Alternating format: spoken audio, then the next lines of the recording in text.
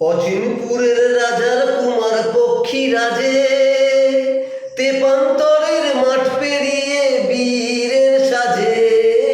অচিনপুরের রাজার কুমার পক্ষী রাজে, তেপান্তরের মাঠ পেরিয়ে বীরের সাজে।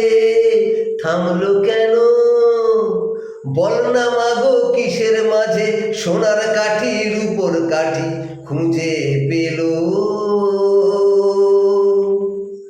গল্প বলো মাগো আমায় গল্প বলো, আমায় গল্প বলো মাগো আমায় গল্প বলো।